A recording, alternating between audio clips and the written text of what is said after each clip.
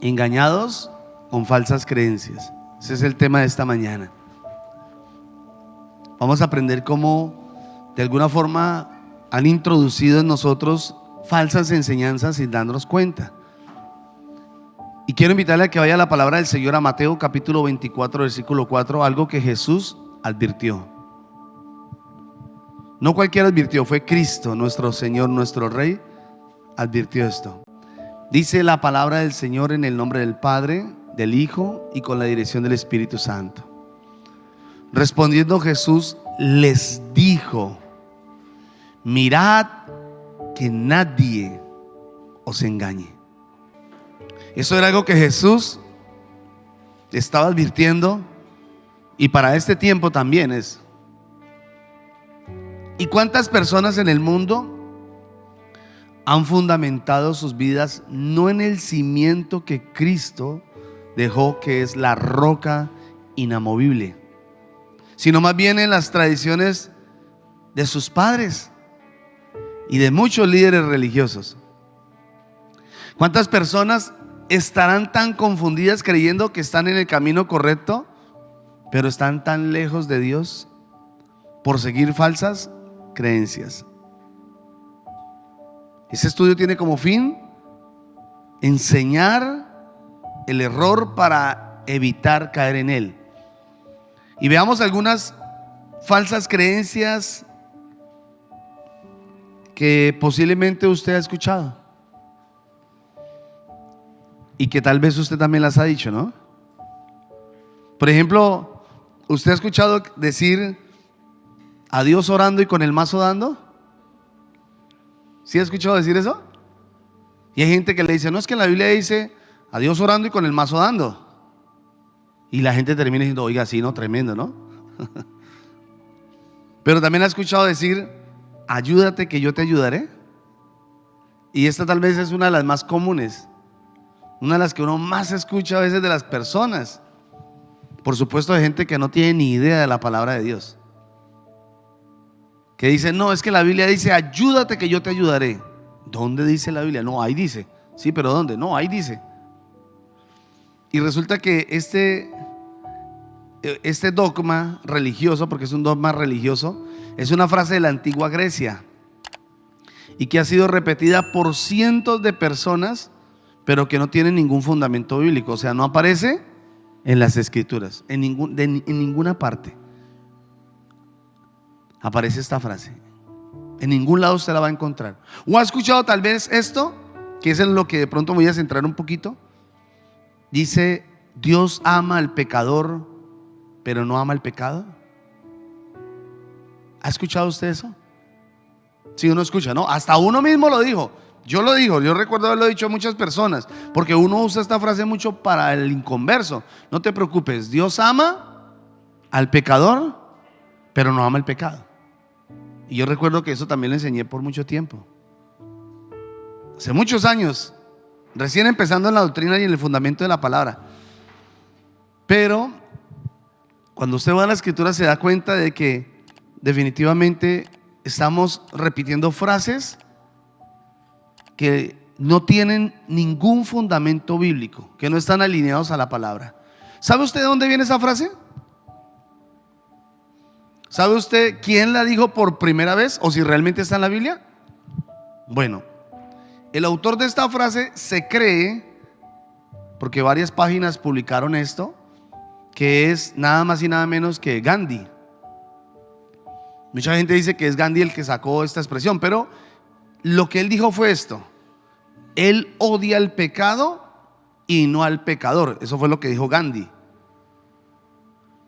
Pero investigando un poquito encontré que esta frase parece que Gandhi la tomó de Agustín de Hiponia, de su libro La ciudad de Dios.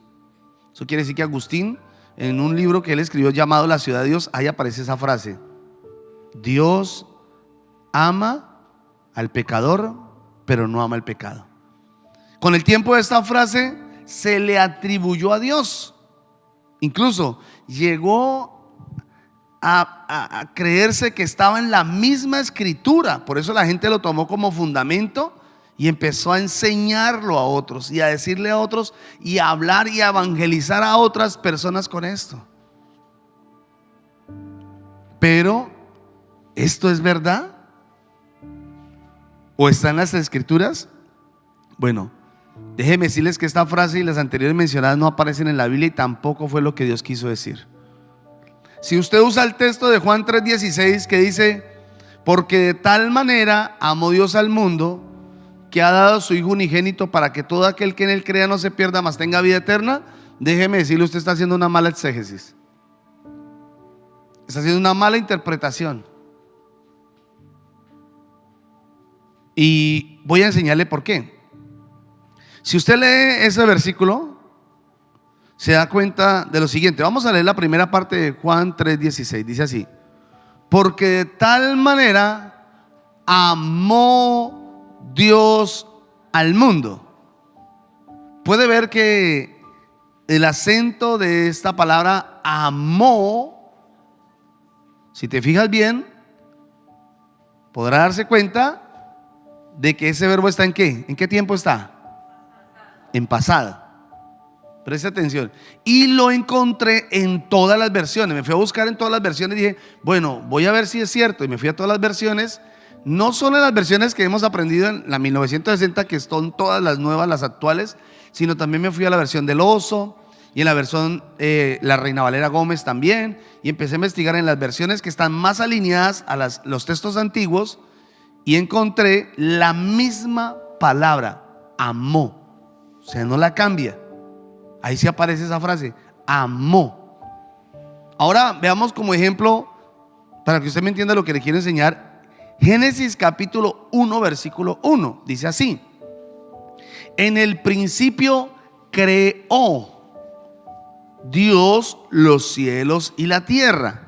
Aquí se le da la misma aplicación a otro verbo que es crear. Nos dice: creó Dios los cielos y la tierra, refiriéndose a algo que pasó en el principio. Pero no dice que Dios sigue creando. Y aquí es donde vamos. Otro versículo, Romanos 5:8. Pero Dios muestra su amor para con nosotros en que, siendo aún pecadores, Cristo murió por nosotros. Vemos que murió, aparece también ¿en qué? En pasado. Eso quiere decir que aunque Dios amó a la humanidad y murió por los pecadores, no significa que siga amando al pecador. Porque para eso Él hizo un sacrificio para que la humanidad no se pierda. Pero si el pecador sigue siendo pecador, desprecia el sacrificio y la ira de Dios está sobre él. Pero veamos qué dice el Antiguo Testamento sobre cómo ve Dios al pecador. Vamos a ver la escritura que dice, porque no es solamente decir una frase, bueno, pero la Biblia dice Dios ama al pecador. Pero un momentico, leamos la escritura, que es el fundamento. Mire lo que dice la Biblia acerca de eso. Esdras 8:22 dice así, se lo voy a leer: porque tuve vergüenza de pedir al rey tropa y gente de a caballo que nos defendiesen del enemigo en el camino, porque habíamos hablado al rey diciendo: la mano de nuestro Dios es para bien sobre todos los que le buscan, mas su poder y su furor contra los que lo abandonan. Ahora dice en Salmos 5:5: los insensatos no estarán delante de tus ojos, aborreces a todos los que hacen maldad. Salmos 7:11: Dios es juez justo y Dios está airado contra el pecador todos los días. Salmos 11:5: Jehová prueba al justo, pero al malo y al que ama el pecado, su alma lo aborrece. Salmos 21:8: alcanzará tu mano a todos tus enemigos, tu diestra alcanzará a todos los que hacen o cometen pecado. Proverbios 3:32: porque Jehová abomina al perverso, mas su comunión íntima es con los justos. Proverbios 11:20. Abominación son a Jehová los perversos de corazón, mas los perfectos de camino les son agradables. Proverbios 15:8. El sacrificio de los impíos es abominación a Jehová, mas la oración de los rectos es su gozo. Proverbios 15:26. Jehová está lejos de los impíos, pero él oye la oración de los justos. Todos estos textos nos hablan claramente de la postura de Dios para con el hombre pecador. Según las Escrituras, Dios está airado con el que peca. Ahora, bueno, usted me dirá, bueno, pastor, pero es que usted me leyó textos del Antiguo Testamento. Entonces, eso es Antiguo Testamento, pues era tiempo de ley. Ahora estamos bajo la gracia, y bajo la gracia es otra cosa. Bueno, entonces vamos a leer textos del Nuevo Testamento bajo la gracia. Juan capítulo 3 versículo 18 dice así: el que en él cree, recuerde que esta palabra cree no es yo creo, no, es una acción. O sea, usted actúa de acuerdo a lo que cree. Si usted cree, usted tiene que cambiar. Si usted cree en Cristo como Rey, como Señor y Salvador, tiene que verse. Y si no, usted no creyó, usted solo lo dijo. Ahora escucha así: el que cree no es condenado, pero el que no cree ya ha sido condenado porque no ha creído en el nombre del unigénito Hijo de Dios. Y esta es la condenación, que la luz vino al mundo y los hombres amaron más las tinieblas que la luz, porque sus obras eran malas. Porque todo aquel que hace lo malo aborrece la luz y no viene a la luz para que sus obras no sean encubiertas. Ahora, Juan 3:36 dice: el que cree en el Hijo tiene vida eterna, pero el que se rehúsa a creer en el Hijo no verá la vida, sino que la ira de Dios está sobre él. Romanos 1:18. Porque la ira de Dios se revela desde el cielo contra todo pecado, toda impiedad e injusticia de los hombres en general, que detienen con injusticia la verdad.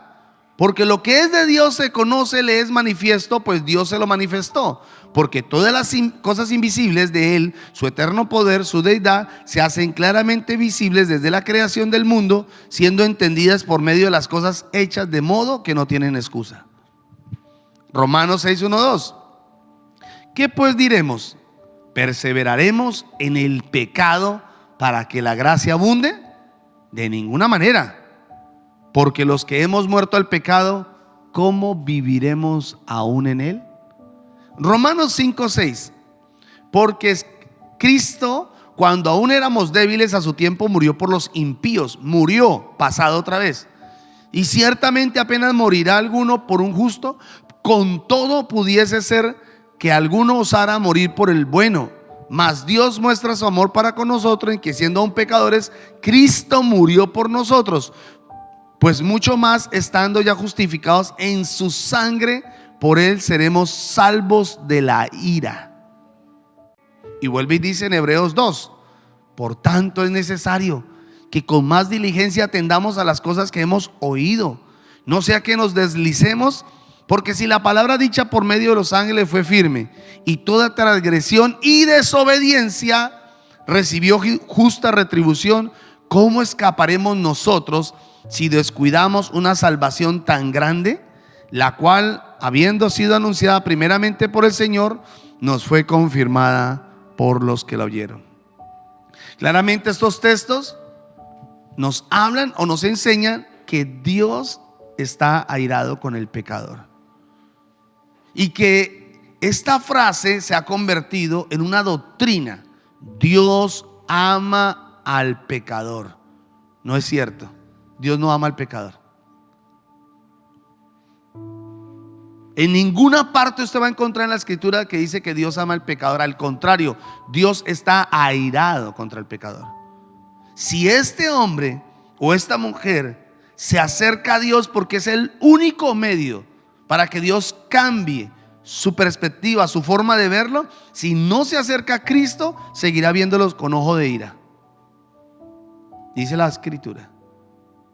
Claramente la palabra lo dice. Ahora leamos Hebreos 10:26 para que usted tome otra base, otro texto bíblico.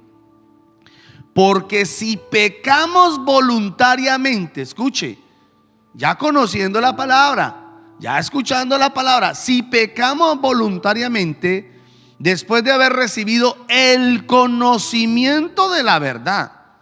O sea, usted no puede decir, ay, pequé, otra vez pequé. No, usted no puede hacer eso, porque usted ya conoce la palabra. Y usted ya ha recibido el conocimiento de la verdad. Dice, ya no quedan más sacrificios por los pecados, sino una horrenda expectación de juicio y de hervor de fuego que ha de devorar a los adversarios. El que viola la ley de Moisés, ojo, ley de Moisés, por 2 o 3 testigos, muere irreversiblemente. O sea, si alguien pecaba en el antiguo pacto, si cometía pecado y habían testigos, decía, si él hizo esto, debían matarlo. Y uno dice, bueno, santo, nos salvamos de la ley. Pero mire lo que dice la gracia, escuche. ¿Cuánto mayor castigo pensáis que merecerá el que pisotee al Hijo de Dios y tuviese por inmunda la sangre del pacto, el cual fue santificado e hiciere afrenta al Espíritu de gracia? O sea, quiere decir que es peor. Cuando yo conozco la palabra y he escuchado la verdad, la Biblia dice que si yo peco, es como si estuviera haciendo esto con la sangre de Cristo, pisoteándola, haciendo burla, mofa de la verdad. Y la Biblia dice, usted la está tomando por inmunda. Dice, ¿qué cree? ¿Que no tendrá castigo? Por supuesto que sí. Entonces, esta frase de Gandhi, Dios ama al pecador, pero no ama al pecado, escuchen, es un ataque directo contra la verdad de Dios. Y por ahora ha sido usada esta frase para fundamentar a los nuevos convertidos. ¿Cuánta gente ha escuchado esta frase y por eso nunca cambian? Siguen siendo los mismos pecadores. Nunca abandonan el pecado, jamás. Siguen siendo las mismas personas porque creen, claro, como Dios me ama así.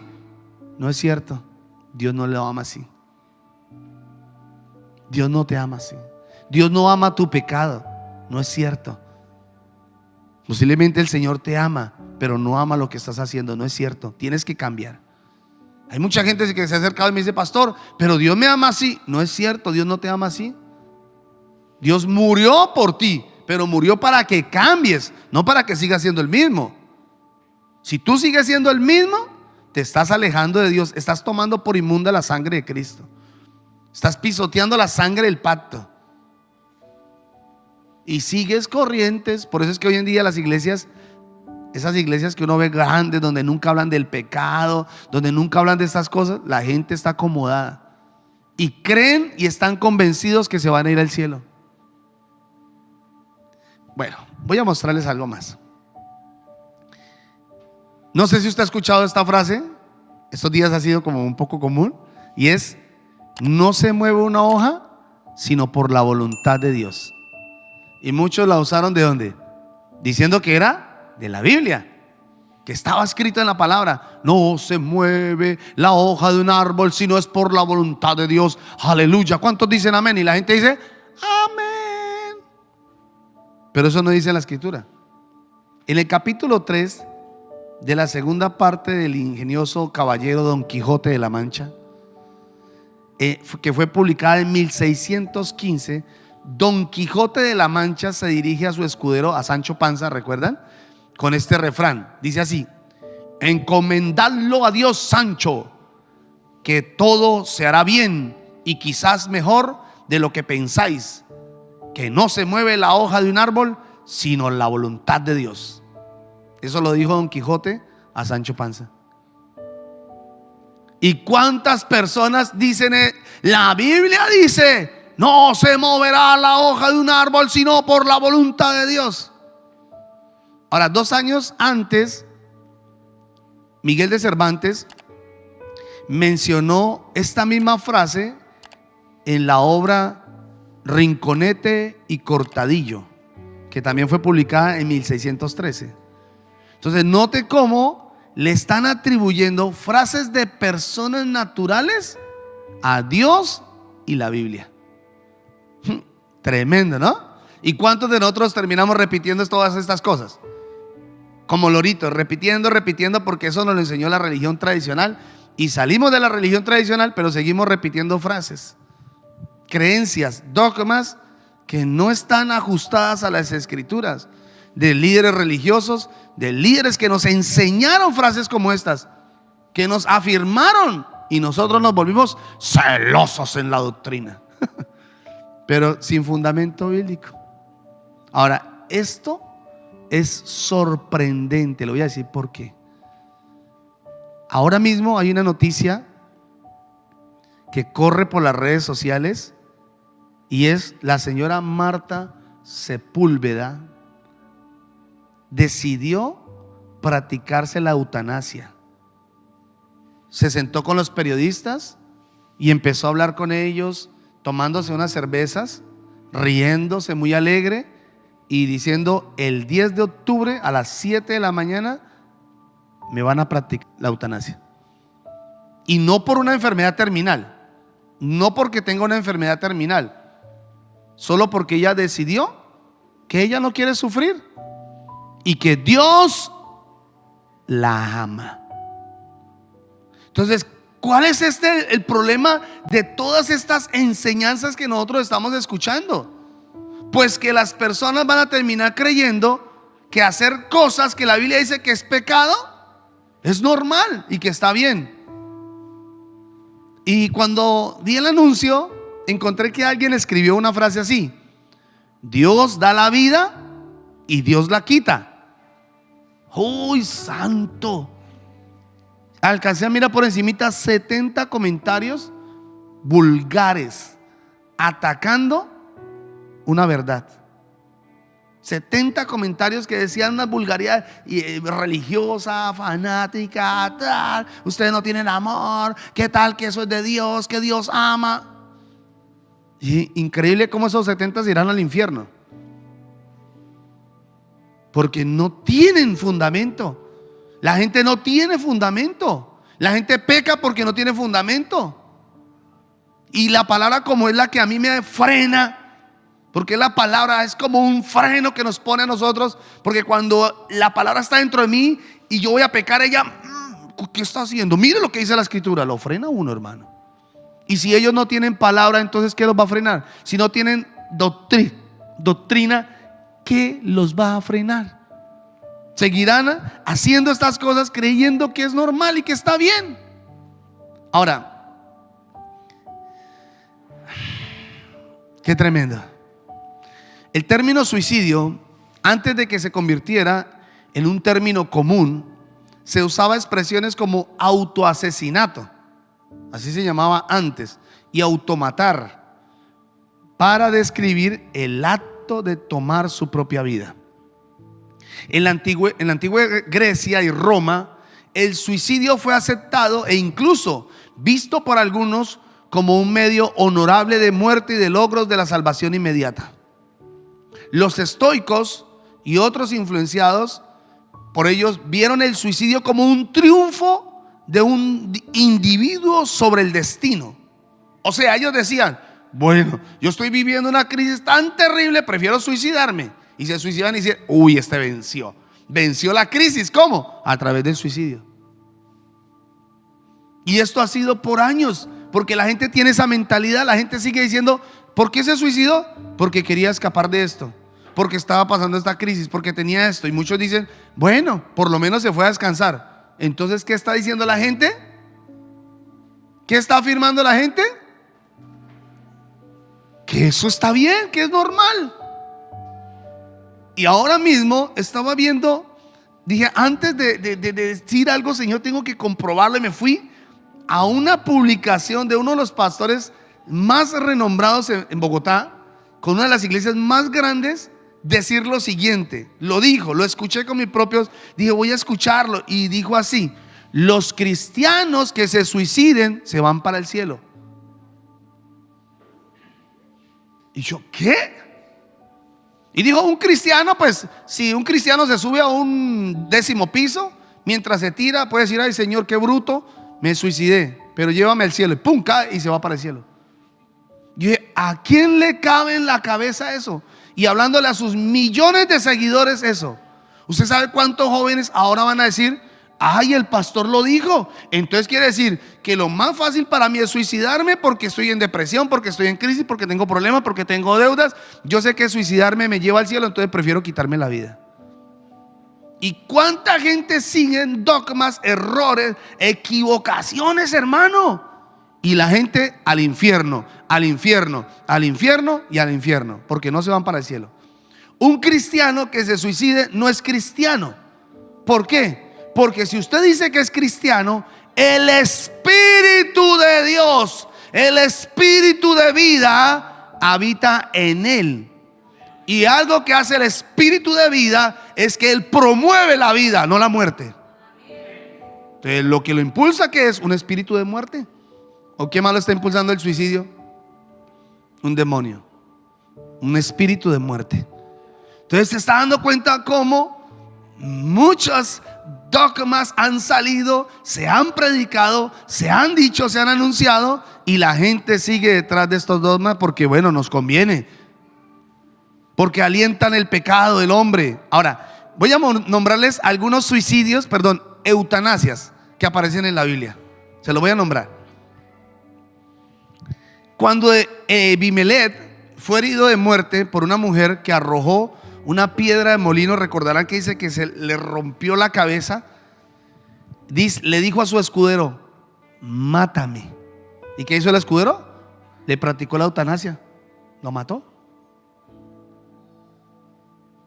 También dice la Biblia que el rey Saúl, recuerdan que en 1 Samuel 31 dice que Saúl, como estaba herido, le dijo a su escudero, mátame.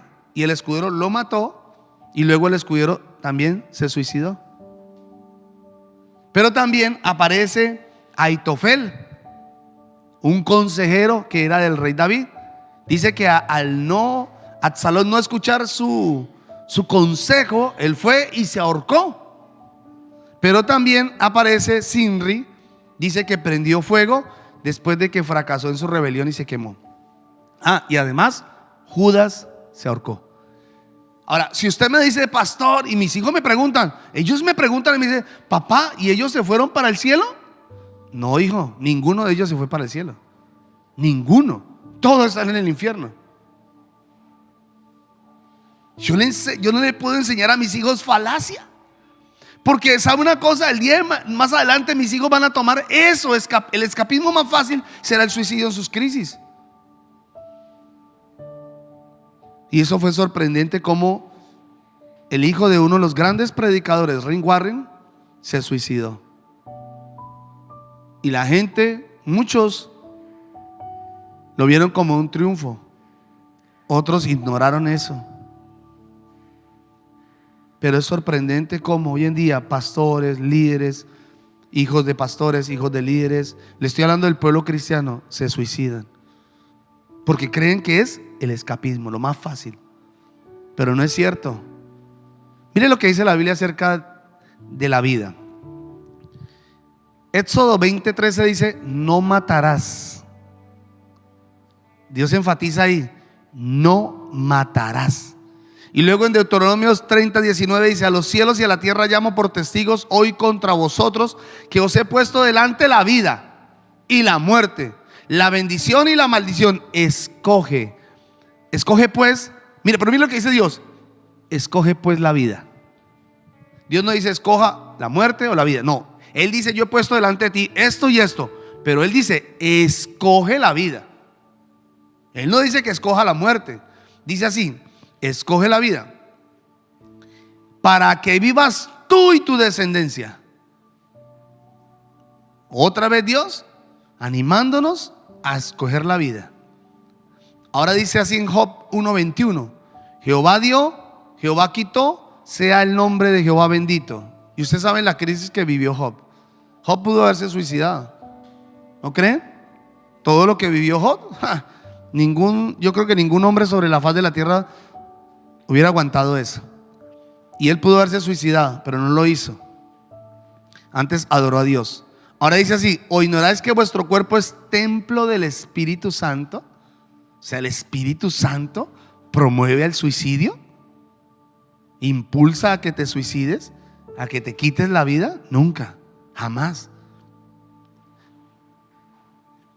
Dice: porque nadie aborreció jamás su propia carne, sino que la sustenta y la cuida, como también Cristo a la iglesia. Entonces, si el Espíritu de Dios vive en nosotros, Él nos llevará a valorar la vida. ¿Escuchó eso? Jamás Dios aprobará el suicidio. Así se lo diga el profeta, el apóstol, el pastor, el líder, su mamá, su papá, su abuelito, quien sea, Dios nunca lo aprueba. Si el mundo dice esto es válido y la ley es no importa, Dios no lo aprueba. ¿Está escuchando? Entonces, lo que el mundo opina y todo lo que hemos hablado son sus bases, sus creencias. Pero todo esto, como dice la Biblia, un día Dios lo probará. Y esas son bases que no sirven, que se caen, que no tienen ningún fundamento real. Entonces, ¿cuántos de nosotros seguimos conceptos como estos? Escuchándolos, aplicándolos y enseñándoselos antes a otros. Qué error que hemos cometido a veces, porque nosotros mismos lo hemos permitido en nuestra vida por nuestro pecado, por no cambiar nuestra forma de ser, y le decimos a otros: tranquilo. No sé si me hago entender. Eso es como el que está luchando con el alcohol y uno todavía se toma sus cervezas. ¿Qué le dice a él? Tranquilo, tómese de vez en cuando una, no hay problema, de a poquitos. ¿Sí? No es cierto. Usted no puede hacer eso, porque usted está llevando a una persona a la condenación. Entonces, todo esto son textos transgiversados de las Sagradas Escrituras. Y vuelvo y le repito: gente yéndose al infierno y al infierno. Ahora, ¿qué debemos hacer para no ser engañados? Número 1, el cristiano debe formar carácter de Dios. En Gálatas 5:22 habla del fruto del Espíritu. Recuerde, es lo que más debemos formar en nosotros. El carácter, que es amor, gozo, paz, paciencia, fe, benignidad, mansedumbre y templanza. 9. Eso tiene que formarse en nosotros. Es el carácter de Dios en nosotros. Cuanto más carácter formamos en nosotros, menos somos engañados. ¿Me está escuchando? Entonces, muchas personas serán engañadas por el emocionalismo. Hoy en día se está hablando mucho de humanismo y hace que la gente también sea tan emocional. Pero palabras como estas son las que nos fundamentan, hermanos. Son las que nos hacen sólidos, firmes. Porque lo que viene en estos últimos tiempos, antes de que Cristo levante su iglesia, no olvide que es la apostasía. ¿Y la apostasía sale de dónde? ¿Del mundo? No, de las iglesias. Así que tengan mucho cuidado. La Biblia dice que muchos serán confundidos y extraviados. Y lo segundo, ponga el cimiento correcto. Usted no puede tomar solamente lo que a veces se escucha acá. Llegue a su casa y empiece a escudriñar la escritura. Hágalo, estudie la palabra. Vaya y diga: oye, voy a estudiar lo que el pastor enseñó hoy. Venga a ver, y vaya a otros textos. Wow, sí, es verdad lo que dice la palabra. Fundaméntese, ahonde en las escrituras. Hágalo, para que usted no sea confundido por cosas que a veces la gente dice afuera. ¿Sabe que una vez alguien se me acercó, y termino con esto? Se me acercó y me dijo esto, así: es que ustedes, ¿por qué no bautizan a los niños? Y yo le dije: porque es que el bautismo de niños no es bíblico. Me dijo: ¿cómo que no? Si es que la Biblia dice. Y yo le dije: ¿dónde dice? Ahí. No, ahí ¿dónde? Dígame dónde. Y le dije, mire, le voy a decir una cosa. Esta preciosa palabra he tenido la oportunidad de leerla 25 veces, de pasta a pasta, desde Génesis hasta Apocalipsis, y en ninguna parte dice la escritura que los niños se bautizaban. La Biblia dice en Mateo, en Lucas, dice que los niños cuando nacían, a los 8 días de nacidos, los llevaban al templo, los circuncidaban y lo presentaban delante de Dios, pero no hablan que los bautizaban.